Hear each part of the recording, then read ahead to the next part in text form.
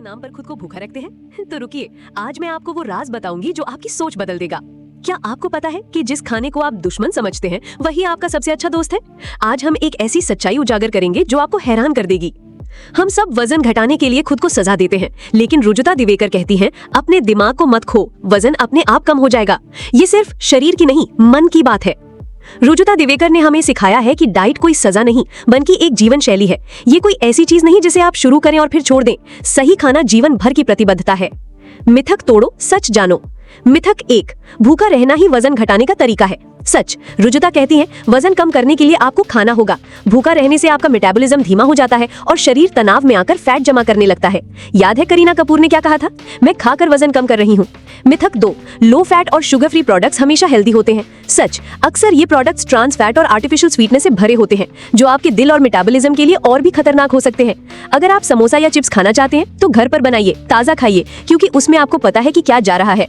मिथक 3, एक्सरसाइज और डाइट अलग अलग है। सच, एक्सरसाइज और सही खानपान एक दूसरे के पूरक है। सिर्फ डाइट से आप वजन तो कम कर लेंगे, लेकिन मांसपेशी और हड्डियों का घनत्व खो देंगे, जिससे आप कमजोर और उम्र दराज दिखेंगे। रुजुता के एक क्लाइंट ने क्रैश डाइट से 48 किलो वजन तो कम कर लिया, लेकिन उसकी कीमत क्या थी? हड्डियां इतनी कमजोर हो गईं कि एक छोटे से ठोकर से भी कई फ्रैक्चर हो गए। सोचिए, क्या ऐसी सफलता हमें चाहिए? शरीर का उपयोग करो या खो दो का सिद्धांत याद रखें। मिथक 4, कुछ खाने अच्छे होते हैं और कुछ बुरे। रुजुता कहती है, सभी भोजन अच्छे हैं। केला, चीकू, आम जैसे फलों को अक्सर मोटा करने वाला माना जाता है, लेकिन अगर सही समय पर और सही मात्रा में खाया जाए तो ये आपको पोषण देते हैं। फलों को खाने का सबसे अच्छा समय सुबह खाली पेट या एक्सरसाइज के तुरंत बाद है, ना कि खाने के बाद मिठाई के रूप में। वजन घटाने के 4 सुनहरे सिद्धांत। 1, सुबह उठते ही 10 से 15 मिनट के अंदर कुछ खाएं। चाय या कॉफी से दिन की शुरुआत ना करें, इससे आपका मेटाबॉलिज्म तेज होता है और शरीर फैट बर्न करने के लिए तैयार होता है। 2, हर 2 से 3 घंटे में खाएं। छोटे छोटे मील्स लें, इससे आपका पेट भरा रहेगा, क्रेविंग कम होगी और मेटाबॉलिज्म भी सक्रिय रहेगा। 3, अपनी गतिविधि के अनुसार खाएं। जब आप ज्यादा एक्टिव हो, जैसे सुबह के समय, तब ज्यादा खाएं। शाम को जब गतिविधि कम हो तो हल्का खाएं। सोने से कम 2 घंटे पहले अपना आखिरी भोजन करें। देर रात का भारी भोजन पाचन को बाधित करता है, जिससे पेट फूलना, एसिडिटी और फैट जमा होता है। ये सिद्धांत सिर्फ वजन कम करने के लिए नहीं, बल्कि एक स्वस्थ, ऊर्जावान और खुशहाल जीवन के लिए है। तो असली संदेश है, अपने शरीर को समझो, उसे प्यार दो और उसे सही पोषण से सशक्त बनाओ। डाइट कोई सजा नहीं, बल्कि खुद को आजाद करने का रास्ता है। याद रखो, वजन घटाना सिर्फ एक परिणाम है, असली जीत है एक स्वस्थ, खुशहाल और शक्तिशाली जीवन। तो अब क्या? अगर आपको ये जानकारी पसंद आई तो इस वीडियो को लाइक करें, अपने दोस्तों और परिवार के साथ शेयर करें और कमेंट्स में बताएं कि आप रुजुता दिवेकर के किस सिद्धांत को आजमाने वाले हैं। तो चलिए, इस नई सोच के साथ अपने शरीर को एक नई दिशा देते हैं। मैं आपसे फिर मिलूंगी, तब तक अपने अंदर की शक्ति को पहचानें, मुस्कुराते रहें और स्वस्थ जीवन की ओर एक कदम बढ़ाएं। धन्यवाद। सत श्री अकाल जी। ਅੱਜ ਅਸੀਂ ਗੱਲ ਕਰਾਂਗੇ ਰੁਜੂਤਾ ਦਿਵੇਕਰ ਦੀ ਕਿਤਾਬ don't lose your mind lose your weight ਬਾਰੇ। ਹਾਂਜੀ, ਸਾਡੇ ਕੋਲ ਲੇਖਕ ਦੇ ਕੁਝ ਨੋਟਸ ਵੀ ਨੇ ਤੇ ਕਿਤਾਬ ਦੇ ਹਿੱਸੇ ਵੀ। ਹਾਂਜੀ, ਤੇ ਸਾਡੀ ਕੋਸ਼ਿਸ਼ ਰਹੇਗੀ ਕਿ ਇਸ ਕਿਤਾਬ ਦੇ ਜਿਹੜੇ ਮੁੱਖ ਵਿਚਾਰ ਨੇ, ਖਾਸ ਕਰਕੇ ਡਾਈਟਿੰਗ, ਖਾਣ ਪੀਣ ਦੀਆਂ ਆਦਤਾਂ ਤੇ ਕਸਰਤ ਬਾਰੇ, ਉਹਨਾਂ ਨੂੰ ਸਰਲ ਤਰੀਕੇ ਨਾਲ ਸਮਝੀਏ। ਬਿਲਕੁਲ, ਕਿਤਾਬ ਦਾ ਮੂਲ ਮੰਤਰ ਬੜਾ ਦਿਲਚਸਪ ਹੈ, ਸਾਦਗੀ ਵਿੱਚ ਹੀ ਗਹਿਰਾਈ ਹੈ। ਮਤਲਬ ਡਾਈਟ ਕੋਈ ਸਜ਼ਾ ਨਹੀਂ, ਸਗੋਂ ਸਹੀ ਖਾਣ ਦੀ ਆਦਤ ਹੈ। ਚਲੋ ਫਿਰ ਸ਼ੁਰੂ ਕਰਦੇ ਹਾਂ ਉਹਨਾਂ ਗੱਲਾਂ ਤੋਂ ਜਿਨ੍ਹਾਂ ਨੂੰ ਕਿਤਾਬ ਗਲਤ ਦੱਸਦੀ ਹੈ, ਜਿਵੇਂ ਕ੍ਰੈਸ਼ ਡਾਈਟਸ। ਹਾਂਜੀ, ਇਹ ਕ੍ਰੈਸ਼ ਡਾਈਟਸ ਜਾਂ ਡੀਟੌਕਸ ਪਲਾਨਸ ਕਿਤਾਬ ਕਹਿੰਦੀ ਹੈ ਕਿ ਇਹ ਸਰੀਰ ਤੇ ਮਨ ਦੋਵਾਂ ਲਈ ਚੰਗੇ ਨਹੀਂ। ਅੱਛਾ, ਪਰ ਲੋਕ ਕਰਦੇ ਤਾਂ ਭਾਰ ਘਟਾਉਣ ਲਈ ਨੇ। ਭਾਰ ਘਟਦਾ ਤਾਂ ਹੈ, ਪਰ ਉਹ ਅਕਸਰ ਮਸਲਸ ਯਾਨੀ ਮਾਸਪੇਸ਼ੀਆਂ ਦਾ ਜਾਂ ਪਾਣੀ ਦਾ ਲਾਸ ਹੁੰਦਾ। ਚਰਬੀ ਉੱਥੇ ਹੀ ਰਹਿੰਦੀ ਹੈ। ਓ, ਤੇ ਜਿਵੇਂ ਹੀ ਬੰਦਾ ਨਾਰਮਲ ਖਾਣਾ ਸ਼ੁਰੂ ਕਰਦਾ, ਭਾਰ ਵਾਪਸ ਆ ਜਾਂਦਾ, ਕਈ ਵਾਰ ਤਾਂ ਮਤਲਬ ਪਹਿਲਾਂ ਨਾਲੋਂ ਵੀ ਜ਼ਿਆਦਾ। ਤਾਂ ਇਹ ਇੱਕ ਤਰ੍ਹਾਂ ਦਾ ਧੋਖਾ ਹੀ ਹੈ। ਸਮਝ ਗਿਆ। ਤੇ ਫਿਰ ਉਹ ਜਿਹੜੇ ਲੋ ਫੈਟ ਜਾਂ ਸ਼ੂਗਰ ਫ੍ਰੀ ਲੇਬਲ ਵਾਲੇ ਪ੍ਰੋਡਕਟਸ ਹੁੰਦੇ ਨੇ, ਉਹਨਾਂ ਬਾਰੇ ਕੀ? ਵੇਖੋ, ਉਹ ਅਕਸਰ ਨਾ ਸਿਰਫ ਮਾਰਕੀਟਿੰਗ ਹੁੰਦੀ ਹੈ। ਹੁੰਦੇ ਉਹ ਜੰਕ ਫੂਡ ਹੀ ਨੇ। ਉਹਨਾਂ 'ਚ ਕਈ ਵਾਰੀ ਟਰਾਂਸ ਫੈਟਸ ਹੁੰਦੇ ਨੇ ਜਿਹੜੇ ਸਿਹਤ ਲਈ ਬਹੁਤ ਖਰਾਬ ਨੇ। Trans fats? ਹਾਂਜੀ, ਇਹ ਬਨਾਵਟੀ ਫੈਟ ਹੁੰਦੇ ਨੇ। ਇਸ ਤੋਂ ਚੰਗਾ ਹੈ ਕਿ ਕਦੀ-ਕਦੀ ਘਰ ਦੀ ਬਣੀ ਚੱਕਲੀ ਜਾਂ ਕੋਈ ਨਮਕੀਨ ਚੀਜ਼ ਖਾ ਲਈ ਜਾਵੇ, ਉਹ ਬਿਹਤਰ ਹੈ। ਠੀਕ ਹੈ, ਤਾਂ ਇਹ ਤਾਂ ਹੋਈਆਂ ਗਲਤ ਧਾਰਨਾਵਾਂ। ਹੁਣ ਆਉਂਦੇ ਹਾਂ ਕਿਤਾਬ ਦੇ 4 ਮੁੱਖ ਸਿਧਾਂਤਾਂ ਤੇ। ਪਹਿਲਾ ਹੈ ਕਿ ਸਵੇਰ ਉੱਠਦਿਆਂ ਚਾਹ ਜਾਂ ਕੌਫੀ ਨਹੀਂ ਪੀਣੀ। ਹਾਂਜੀ, ਬਿਲਕੁਲ। ਸਲਾਹ ਇਹ ਹੈ ਕਿ ਉੱਠਣ ਦੇ 10-15 ਮਿੰਟ ਦੇ ਅੰਦਰ ਕੁਝ ਅਸਲੀ ਭੋਜਨ ਜਿਵੇਂ ਕੋਈ ਫਲ ਖਾ ਲਿਆ ਜਾਵੇ। ਇਸ ਨਾਲ ਕੀ ਹੁੰਦਾ? ਇਸ ਨਾਲ ਬਲੱਡ ਸ਼ੂਗਰ ਲੈਵਲ ਸਵੇਰੇ ਹੀ ਸਥਿਰ ਹੋ ਜਾਂਦਾ ਹੈ ਤੇ ਮੈਟਾਬੋਲਿਜ਼ਮ ਮਤਲਬ ਸਰੀਰ ਦੀ ਕੰਮ ਕਰਨ ਦੀ ਰਫ਼ਤਾਰ ਉਹ ਵੀ ਚੱਲ ਪੈਂਦੀ ਹੈ। ਅੱਛਾ, ਦੂਜਾ ਸਿਧਾਂਤ ਹੈ ਹਰ 2 ਘੰਟੇ ਬਾਅਦ ਕੁਝ ਖਾਣਾ। ਇਹ ਕਿਉਂ ਜ਼ਰੂਰੀ ਹੈ? ਇਹ ਇਸ ਲਈ ਤਾਂ ਕਿ ਸਰੀਰ ਦਾ ਜਿਹੜਾ DIT ਹੈ, ਡਾਈਟ ਇੰਡਿਊਸ ਥਰਮੋਜੈਨੇਸਿਸ। DIT ਇਹ ਕੀ ਚੀਜ਼ ਹੈ? ਇਹ ਲਗਾਤਾਰ ਕੈਲੋਰੀ ਬਰਨ ਕਰਦਾ ਰਹੇਗਾ ਤੇ ਬਲੱਡ ਸ਼ੂਗਰ ਵੀ ਸਥਿਰ ਰਹੇਗਾ। ਸਮਝ ਗਿਆ। ਤੀਜਾ ਸਿਧਾਂਤ ਸਿੱਧਾ ਹੈ, ਜਦੋਂ ਜ਼ਿਆਦਾ ਕੰਮ ਕਰ ਰਹੇ ਹੋ ਜ਼ਿਆਦਾ ਖਾਓ, ਜਦੋਂ ਘੱਟ ਤਾਂ ਘੱਟ। ਹਾਂਜੀ, ਤੇ ਚੌਥਾ ਬਹੁਤ ਅਹਿਮ ਹੈ, ਰਾਤ ਦਾ ਆਖਰੀ ਖਾਣਾ ਸੌਣ ਤੋਂ ਘੱਟੋ-ਘੱਟ 2 ਘੰਟੇ ਪਹਿਲਾਂ ਖਤਮ ਕਰ ਲੈਣਾ ਚਾਹੀਦਾ। ਇਸ ਨਾਲ ਸਰੀਰ ਨੂੰ ਰਾਤ ਨੂੰ ਆਰਾਮ ਨਾਲ ਆਪਣੀ ਮੁਰੰਮਤ ਕਰਨ ਤੇ ਫੈਟ ਬਰਨ ਕਰਨ ਦਾ ਮੌਕਾ ਮਿਲਦਾ। ਤੇ ਫਿਰ ਸਵੇਰੇ ਸਹੀ ਭੁੱਖ ਵੀ ਲੱਗਦੀ ਹੈ। ਇਹ ਤਾਂ ਹੋ ਗਿਆ ਕਦੋਂ ਤੇ ਕਿੰਨੀ ਵਾਰ ਖਾਣਾ, ਪਰ ਕਿੰਨਾ ਖਾਣਾ ਹੈ ਉਸ ਲਈ ਮਿਤਾਹਾਰ ਦੀ ਗੱਲ ਆਉਂਦੀ ਹੈ।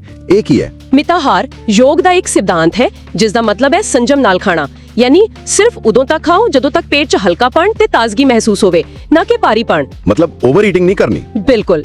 ਇੱਕ ਅੰਦਾਜ਼ਾ ਇਹ ਹੈ ਕਿ ਜਿੰਨਾ ਭੋਜਨ ਤੁਹਾਡੀਆਂ ਦੋਵੇਂ ਹਥੇਲੀਆਂ ਜੁੜ ਕੇ ਬਣੇ ਕੱਪ ਵਿੱਚ ਆ ਸਕੇ ਉਹੀ ਸਹੀ ਮਾਤਰਾ ਹੈ, ਤੇ ਇਹਦੇ ਨਾਲ ਹੀ ਜੋੜਿਆ ਹੈ ਚੇਤਨ ਹੋ ਕੇ ਖਾਣਾ, ਮਤਲਬ ਮਾਈਂਡਫੁਲ ਈਟਿੰਗ। ਅੱਛਾ, ਯਾਨੀ ਖਾਣ ਵੇਲੇ ਪੂਰਾ ਧਿਆਨ ਖਾਣੇ ਤੇ। ਹਾਂਜੀ, ਆਪਣੀਆਂ ਪੰਜੇ ਇੰਦਰੀਆਂ ਵਰਤੋ। ਖਾਣੇ ਦਾ ਰੰਗ ਦੇਖੋ, ਖੁਸ਼ਬੂ ਲਵੋ, ਟੈਕਸਚਰ ਮਹਿਸੂਸ ਕਰੋ, ਸ਼ਾਂਤੀ ਨਾਲ ਸਵਾਦ ਲਵੋ, ਹੌਲੀ-ਹੌਲੀ ਖਾਓ, ਬਿਨਾਂ ਟੀਵੀ ਜਾਂ ਫੋਨ ਦੇਖੇ। ਸ਼ਾਂਤ ਮਨ ਨਾਲ ਖਾਦਾ ਖਾਣਾ ਚੰਗੀ ਤਰ੍ਹਾਂ ਪਚਦਾ ਹੈ। ਇਹ ਬਹੁਤ ਵਧੀਆ ਗੱਲ ਹੈ। ਅੱਗੇ ਵਧਦੇ ਹਾਂ ਪੋਸ਼ਣ ਵੱਲ। ਕਿਤਾਬ ਕਹਿੰਦੀ ਹੈ ਕੈਲੋਰੀ ਗਿਣਨ ਨਾਲੋਂ ਪੌਸ਼ਟਿਕ ਤੱਤ ਤੇ ਕੈਲੋਰੀ ਦਾ ਅਨੁਪਾਤ ਦੇਖਣਾ ਚਾਹੀਦਾ ਹੈ। ਪਨੀਰ ਪਰਾਂਠਾ ਤੇ ਪੀਜ਼ਾ ਦੀ ਉਦਾਹਰਣ ਦਿੱਤੀ ਗਈ ਹੈ। ਹਾਂਜੀ, ਮਤਲਬ ਇਹ ਹੈ ਕਿ ਸਿਰਫ ਕੈਲੋਰੀ ਨਾ ਗਿਣੋ, ਇਹ ਦੇਖੋ ਕਿ ਉਹਨਾਂ ਕੈਲੋਰੀਆਂ ਵਿੱਚ ਪੋਸ਼ਣ ਕਿੰਨਾ ਹੈ। ਜਿਵੇਂ ਪਨੀਰ ਪਰਾਠੇ 'ਚ ਹੋ ਸਕਦਾ ਪੀਜ਼ਾ ਜਿੰਨੀਆਂ ਕੈਲੋਰੀਆਂ ਹੋਣ, ਪਰ ਉਸ ਵਿੱਚ ਪ੍ਰੋਟੀਨ, ਫਾਈਬਰ, ਚੰਗੇ ਫੈਟਸ ਕਿਤੇ ਜ਼ਿਆਦਾ ਹੋਣਗੇ, ਜਦਕਿ ਪੀਜ਼ਾ ਜਾਂ ਹੋਰ ਪ੍ਰੋਸੈਸਡ ਚੀਜ਼ਾਂ 'ਚ ਅਕਸਰ ਖਾਲੀ ਕੈਲੋਰੀਆਂ ਹੁੰਦੀਆਂ ਨੇ, ਪੋਸ਼ਣ ਘੱਟ ਹੁੰਦਾ ਹੈ। ਤੇ ਉਹ ਜਿਹੜੀ ਗੱਲ ਹੈ ਚਰਬੀ ਘਟਾਉਣ ਲਈ ਚਰਬੀ ਖਾਓ, ਇਹ ਕਿਵੇਂ? ਵੇਖੋ, ਇੱਥੇ ਗੱਲ ਹੋ ਰਹੀ ਹੈ ਚੰਗੀ ਜ਼ਰੂਰੀ ਚਰਬੀ ਦੀ, ਜਿਵੇਂ ਘਿਓ। ਕਿਤਾਬ ਘੱਟੋ ਘੱਟ 1 ਚਮਚ ਘਿਓ ਰੋਜ਼ ਖਾਣ ਦੀ ਸਲਾਹ ਦਿੰਦੀ ਹੈ। ਅੱਛਾ। ਹਾਂਜੀ, ਇਹ ਜ਼ਰੂਰੀ ਫੈਟੀ ਐਸਿਡਸ ਦਿੰਦਾ ਹੈ ਜੋ ਹਾਰਮੋਨ ਬਣਾਉਣ, ਵਿਟਾਮਿਨ ਐਬਜ਼ੌਰਬ ਕਰਨ ਤੇ ਸੈੱਲਾਂ ਲਈ ਜ਼ਰੂਰੀ ਹਨ। ਇਹ ਸਰੀਰ ਨੂੰ ਫੈਟ ਬਰਨ ਕਰਨ ਵਿੱਚ ਵੀ ਮਦਦ ਕਰਦੇ ਹਨ। ਇਸੇ ਤਰ੍ਹਾਂ ਪ੍ਰੋਟੀਨ ਮਸਲ ਬਣਾਉਣ ਲਈ ਤੇ ਕਾਰਬੋਹਾਈਡਰੇਟਸ ਖਾਸ ਕਰਕੇ ਜਵਾਰ, ਬਾਜਰਾ, ਨਾਚਨੀ ਵਰਗੇ ਊਰਜਾ ਲਈ ਜ਼ਰੂਰੀ ਨੇ, ਤੇ ਪਾਣੀ ਤਾਂ ਸਭ ਤੋਂ ਜ਼ਰੂਰੀ ਹੈ ਹੀ। ਬਿਲਕੁਲ। ਹੁਣ ਆਉਂਦੀ ਹੈ ਗੱਲ ਕਸਰਤ ਦੀ। ਕਿਤਾਬ ਕਹਿੰਦੀ ਹੈ ਇਹ ਨਾਨ ਨੈਗੋਸ਼ੀਏਬਲ ਹੈ, ਯਾਨੀ ਇਸ ਤੋਂ ਬਿਨਾਂ ਗੁਜ਼ਾਰਾ ਨਹੀਂ, ਸਰੀਰ ਦਾ ਨਿਤਮ ਧਰਮ ਹੈ। ਹਾਂਜੀ, ਤੇ ਇਸ ਦੇ ਫਾਇਦੇ ਸਿਰਫ ਭਾਰ ਘਟਾਉਣ ਤੱਕ ਨਹੀਂ, ਮਸਲਸ ਤੇ ਹੱਡੀਆਂ ਮਜ਼ਬੂਤ ਹੁੰਦੀਆਂ ਨੇ, ਦਿਲ ਤੇ ਫੇਫੜੇ ਵਧੀਆ ਕੰਮ ਕਰਦੇ ਨੇ, ਤੇ ਇਹ ਐਂਟੀ ਏਜਿੰਗ ਵੀ ਹੈ। ਪਰ ਇਹ ਵੀ ਯਾਦ ਰੱਖਣਾ ਕਿ ਜਿੰਨੀ ਕਸਰਤ ਜ਼ਰੂਰੀ ਹੈ ਓਨਾ ਹੀ ਆਰਾਮ ਯਾਨੀ ਰੈਸਟ ਵੀ ਜ਼ਰੂਰੀ ਹੈ। ਹਾਂ, ਇਹ ਸਹੀ ਹੈ। ਅੱਛਾ, ਕਸਰਤ ਬਾਰੇ ਕੁਝ ਗਲਤਫਹਿਮੀਆਂ ਵੀ ਦੂਰ ਕੀਤੀਆਂ ਨੇ, ਜਿਵੇਂ ਕਿ weight ਟ੍ਰੇਨਿੰਗ ਸਿਰਫ ਮਰਦਾਂ ਲਈ ਹੈ। ਨਹੀਂ, ਬਿਲਕੁਲ ਨਹੀਂ। weight ਟ੍ਰੇਨਿੰਗ ਸਭ ਲਈ ਫਾਇਦੇਮੰਦ ਹੈ। ਇਹ ਮਸਲ ਟੋਨ ਕਰਦੀ ਹੈ, ਮੈਟਾਬੋਲਿਜ਼ਮ ਵਧਾਉਂਦੀ ਹੈ, ਜੋ ਫੈਟ ਬਰਨਿੰਗ ਲਈ ਜ਼ਰੂਰੀ ਹੈ। ਔਰਤਾਂ ਲਈ ਵੀ ਬਹੁਤ ਜ਼ਰੂਰੀ ਹੈ। ਤੇ ਇਹ ਕਿ ਸਿਰਫ ਸੈਰ ਕਰਨਾ ਹੀ ਕਾਫੀ ਹੁੰਦਾ ਹੈ? ਹਮੇਸ਼ਾ ਨਹੀਂ, ਕਸਰਤ ਥੋੜੀ ਚੁਣੌਤੀ ਵਾਲੀ ਹੋਣੀ ਚਾਹੀਦੀ ਹੈ। ਇੱਕ ਟਾਕ ਟੈਸਟ ਹੁੰਦਾ ਹੈ। ਓਕੇ। ਮਤਲਬ ਜੇ ਤੁਸੀਂ ਕਸਰਤ ਕਰਦੇ ਹੋਏ ਆਰਾਮ ਨਾਲ ਗੱਲ ਕਰ ਸਕਦੇ ਹੋ ਤਾਂ ਸ਼ਾਇਦ ਤੁਸੀਂ ਹੋਰ ਜ਼ੋਰ ਲਾ ਸਕਦੇ ਹੋ, ਪਰ ਜੇ ਬਿਲਕੁਲ ਹੀ ਸਾਹ ਨਹੀਂ ਆ ਰਿਹਾ, ਬੋਲਿਆ ਨਹੀਂ ਜਾ ਰਿਹਾ, ਤਾਂ ਸ਼ਾਇਦ ਤੁਸੀਂ ਜ਼ਿਆਦਾ ਕਰ ਰਹੇ ਹੋ। ਇੱਕ ਸੰਤੁਲਨ ਚਾਹੀਦਾ ਹੈ। ਸਮਝ ਗਿਆ। ਤੇ ਆਖਰੀ ਨੁਕਤਾ ਹੈ ਜਾਗਰੂਕਤਾ। ਜਾਣਕਾਰੀ ਜਾਗਰੂਕਤਾ ਤੋਂ ਬਿਨਾ ਬੇਕਾਰ ਹੈ। ਹਾਂਜੀ, ਇਸ ਲਈ ਕਿਤਾਬ 3 ਦਿਨ ਦਾ ਡਾਈਟ ਤੇ ਐਕਟੀਵਿਟੀ ਰਿਕਾਲ ਲਿਖਣ ਲਈ ਕਹਿੰਦੀ ਹੈ। ਮਤਲਬ ਤੁਸੀਂ ਕੀ ਖਾਦਾ, ਕਦੋਂ ਖਾਦਾ, ਕਿੰਨਾ ਹਿੱਲੇ ਜੁੱਲੇ। ਇਸ ਨਾਲ ਕੀ ਪਤਾ ਲੱਗੇਗਾ? ਇਸ ਨਾਲ ਆਪਣੀਆਂ ਅਸਲ ਆਦਤਾਂ ਦਾ ਪਤਾ ਲੱਗਦਾ ਹੈ। ਕਈ ਵਾਰ ਸਾਨੂੰ ਲੱਗਦਾ ਹੈ ਕਿ ਅਸੀਂ ਸਹੀ ਖਾ ਰਹੇ ਹਾਂ, ਪਰ ਜਦੋਂ ਲਿਖਦੇ ਹਾਂ ਤਾਂ ਅਸਲੀਅਤ ਸਾਹਮਣੇ ਆਉਂਦੀ ਹੈ। ਇਹ ਖੁਦ ਨੂੰ ਸਮਝਣ ਦਾ ਵਧੀਆ ਤਰੀਕਾ ਹੈ। ਤਾਂ ਕੁੱਲ ਮਿਲਾ ਕੇ ਰੁਜਿਤਾ ਦਿਵੇਕਰ ਦਾ ਫਲਸਫਾ ਇਹ ਹੈ ਕਿ ਸਥਾਈ ਸਿਹਤ ਲਈ ਸਾਦਗੀ, ਆਪਣੇ ਸਰੀਰ ਨੂੰ ਸਮਝਣਾ, ਸੰਤੁਲਿਤ ਤੇ ਸਥਾਨਕ ਭੋਜਨ ਖਾਣਾ ਤੇ ਨਿਯਮਿਤ ਕਸਰਤ ਕਰਨੀ ਜ਼ਰੂਰੀ ਹੈ। ਬਿਲਕੁਲ, ਇਹ ਆਪਣੇ ਸਰੀਰ ਨਾਲ ਦੋਸਤੀ ਕਰਨ ਦੀ ਗੱਲ ਹੈ, ਨਾ ਕਿ ਲੜਾਈ। ਰਵਾਇਤੀ ਖਾਣਿਆਂ ਦੀ ਇੱਜ਼ਤ ਕਰਨੀ। ਕਿਤਾਬ ਕਹਿੰਦੀ ਹੈ ਕਿ ਹਰ ਭੋਜਨ ਚੰਗਾ ਹੈ ਜੇ ਸਹੀ ਸਮੇਂ, ਸਹੀ ਮਾਤਰਾ ਤੇ ਸਹੀ ਤਰੀਕੇ ਨਾਲ ਖਾਦਾ ਜਾਵੇ। ਸਹੀ ਗੱਲ ਹੈ। ਅੰਤ ਵਿੱਚ ਇੱਕ ਸਵਾਲ ਸਾਰਿਆਂ ਲਈ ਛੱਡ ਜਾਂਦੇ ਆ। ਅੱਜ ਕੱਲ ਜਦੋਂ ਸਿਹਤ ਬਾਰੇ ਇੰਨੀ ਜਾਣਕਾਰੀ ਹਰ ਪਾਸੇ ਹੈ ਕਿ ਅਸੀਂ ਬਾਹਰਲੀ ਸਲਾਹ ਤੇ ਇੰਨਾ ਨਿਰਭਰ ਹੋ ਗਏ ਹਾਂ ਕਿ ਆਪਣੇ ਸਰੀਰ ਦੀ ਅੰਦਰੂਨੀ ਆਵਾਜ਼ ਸੁਣਨੀ ਭੁੱਲ गए हैं। सोचने वाली गल। आज हम रुजुता दिवेकर की किताब don't lose your mind lose your weight पर जो नोट्स है उन पर थोड़ी गहराई से बात करेंगे। मकसद सिर्फ वजन घटाना नहीं बल्कि सेहत और तंदुरुस्ती का एक टिकाऊ और अपनी संस्कृति से जुड़ा रास्ता समझना है। बिल्कुल, और दिवेकर का नजरिया वाकई में मतलब दिलचस्प है। इसमें आपको विज्ञान भी मिलेगा और हमारा पारंपरिक ज्ञान भी, जैसे योग, आयुर्वेद, इन सब का एक अच्छा मिश्रण है। हाँ, और इसमें सिर्फ क्या खाएं ये नहीं बताया गया। नहीं, बिल्कुल नहीं। इसमें कैसे खाएं और शायद उससे भी ज्यादा जरूरी क्यों खाएं, इस पर बहुत जोर है। सही कहा। ये आजकल की जो डाइटिंग की धारणा है ना, उनको सीधी चुनौती देता है। बिल्कुल। तो चलिए इसमें गोता लगाते हैं। जरूर। सबसे पहले दिवेकर कई मिथकों को तोड़ती है ना, जैसे वो क्रैश डाइट या आजकल जो डिटॉक्स वगैरह चलते हैं। हाँ, उनको वो कहती है कि लंबे समय में ये नुकसान ही करते हैं। और एक बहुत जरूरी बात वो कहती हैं कि वजन घटाने का मतलब सिर्फ किलो कम करना नहीं है। अच्छा। हाँ, मतलब असल मकसद होना चाहिए फैट यानी शरीर की अतिरिक्त चर्बी कम करना। एक सेहतमंद शरीर हल्का लगता है, उसमें ऊर्जा होती है, सिर्फ पतला दिखना काफी नहीं। और एक बात जो थोड़ी चौंकाती है, वो कहती हैं कि सभी खाद्य पदार्थ अच्छे हैं। इसका क्या मतलब हुआ? मतलब कुछ भी खा सकते हैं? देखिए, उनका तर्क थोड़ा अलग है। वो कहती हैं कि किसी खाने को अच्छा या बुरा लेबल लगाना ठीक नहीं। ज्यादा जरूरी ये है कि हम उसे कितनी मात्रा में खा रहे हैं, किस समय खा रहे हैं और हाँ, किस तरह से खा रहे हैं। तो कैलोरी गिनने का क्या? आजकल तो सब कैलोरी ही गिनते हैं। हाँ, वही तो। वो कैलोरी गिनने से ज्यादा जोर देती हैं पोषक तत्व और कैलोरी के अनुपात पर। मतलब ऐसी चीजें चुनें जिनमें कैलोरी के साथ पोषण भी भरपूर हो। कोई उदाहरण? जैसे वो कहती हैं कि एक पनीर पराठा जिसमें प्रोटीन और फैट भी है वो शायद पिज्जा के एक स्लाइस से बेहतर है पोषक तत्वों के मामले में। अच्छा, ये तो सोचने का बिल्कुल नया तरीका है। उनके खाने के वो 4 मुख्य सिद्धांत भी काफी चर्चा में रहते हैं। पहला वाला तो बड़ा मुश्किल लगता है, सुबह उठते ही चाय या कॉफी नहीं। हाँ, ये सुनने में मुश्किल जरूर लगता है कई लोगों को।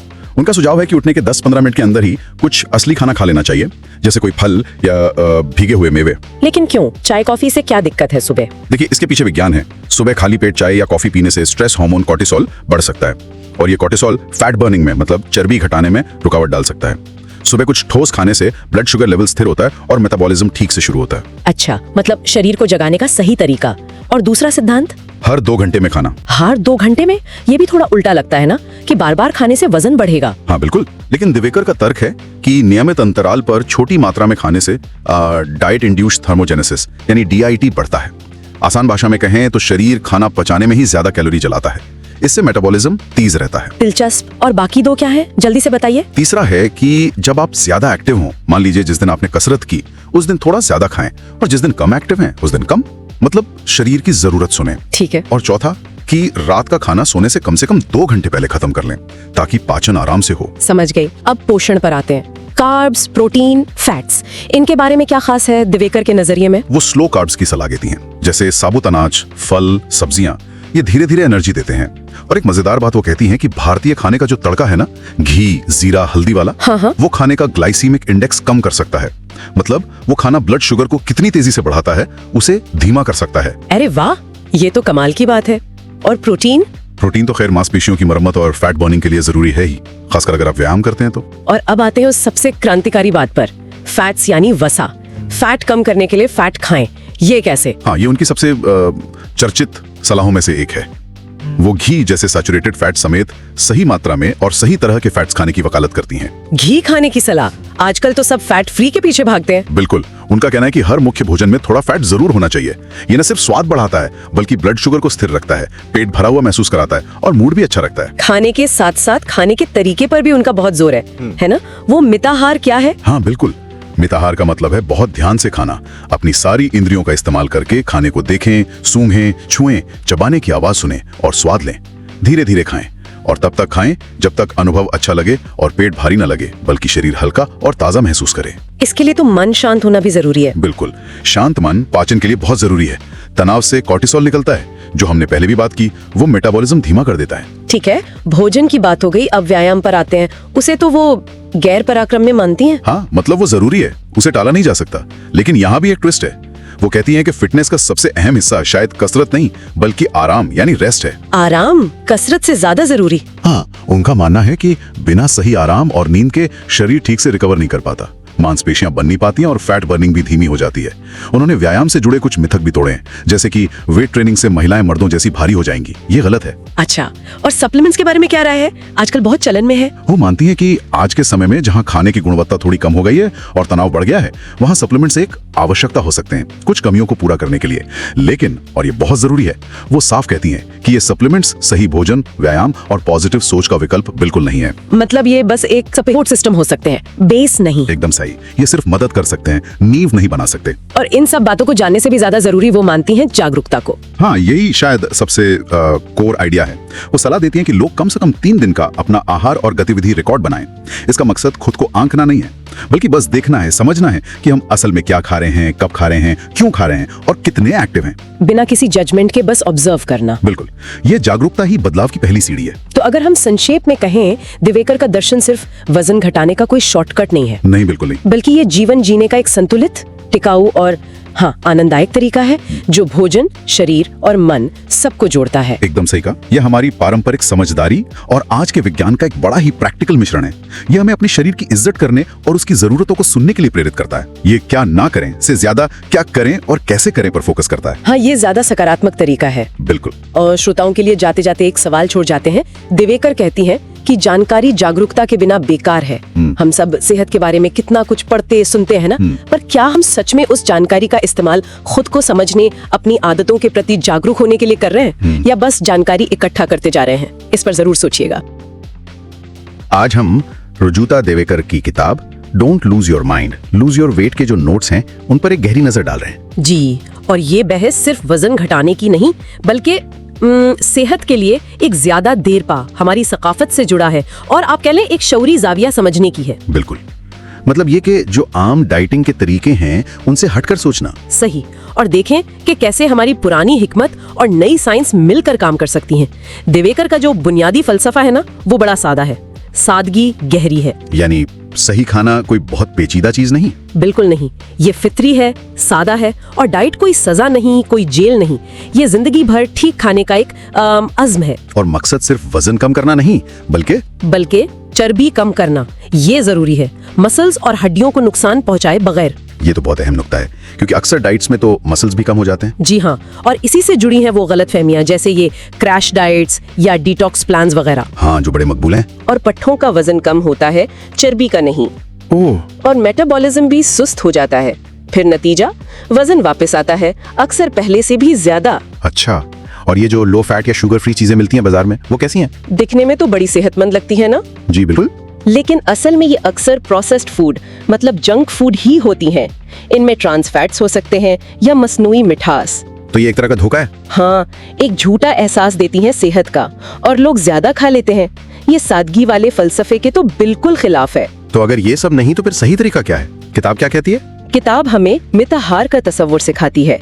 ये योगा का असूल है, मतलब शौरी तौर पर खाना। शौरी तौर पर खाना, इसका क्या मतलब है? मतलब आप खाने में अपनी सारी हिस्सें इस्तेमाल करें, उसे देखें, सूंघें, छू कर महसूस करें, उसकी आवाज सुनें, जैसे कोई चीज कितनी करकरी है, और जाहिर है चखें।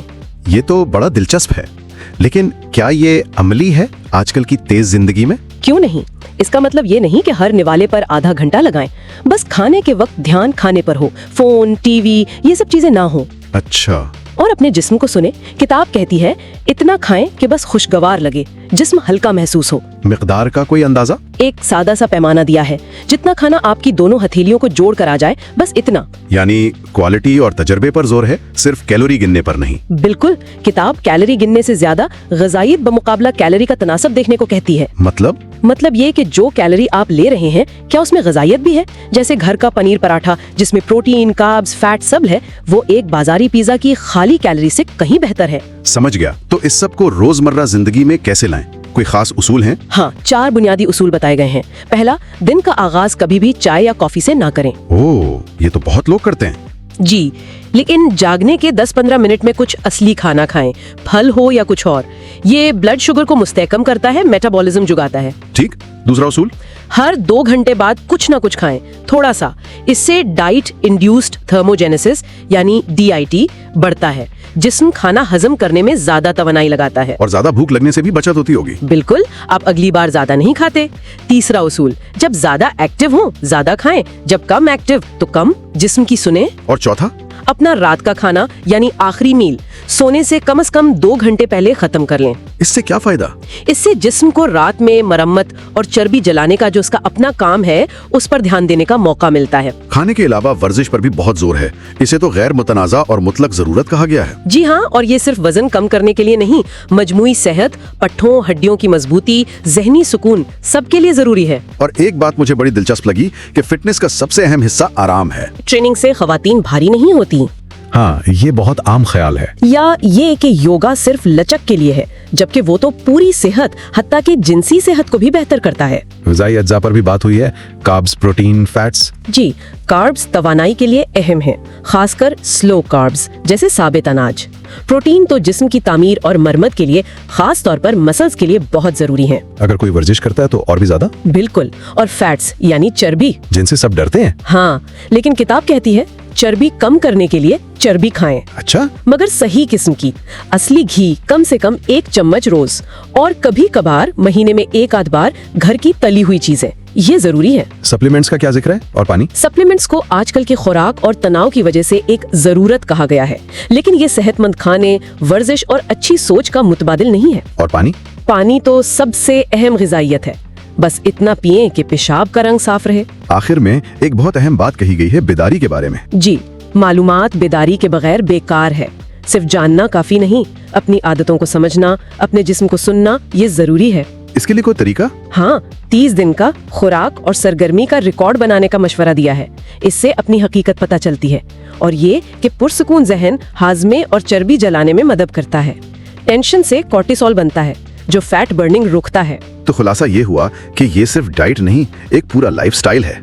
मुतवाजन खाना, वर्जिश, आराम, जहनी सुकून सब जुड़ा हुआ है। बिल्कुल, ये जल्दी वाले नताइज नहीं बल्कि देर पा सेहत की बात है। और शायद हमारे लिए सोचने की बात यह है कि क्या ये जो फैशनेबल डाइट्स हैं उनके पीछे भागने के बजाय हम अपनी रिवायती ग़िज़ाओं, अपने बुजुर्गों के तरीकों में जो हिकमत छुपी हुई है उसे समझें, उसे अपनाएं। शायद हमारे खाने पीने के इंतखाब ज्यादा बामानी और सेहतमंद हो जाए।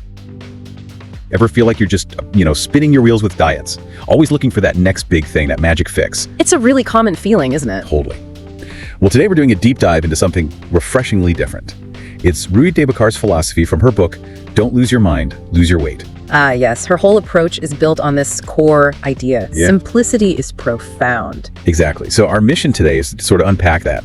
How common sense, being mindful, and some really practical steps can lead to sustainable fat loss. And that's a key point she makes, right? It's fat loss, not just weight loss. Yes. So let's get into that. How does she actually redefine diet? Because it's not what most people think. No, not at all. For her, diet isn't some temporary fix you jump on and off. It's a lifelong commitment to eating correctly. The commitment. Okay. And the focus is squarely on losing fat, which is crucial for your health overall, not just shedding pounds on the scale, which, can sometimes mean losing muscle or even bone density. That's a huge distinction. And she doesn't hold back on like extreme diets or those low-fat, sugar-free things you see everywhere. Oh, definitely not. You mentioned that story about Charisma Kapoor hiding the low-fat snacks. Why is she so critical of those? Well, Divakar basically calls them junk food coated with misinformation. Simple as that. Wow. Because they're often loaded with things like trans fats or artificial sweeteners.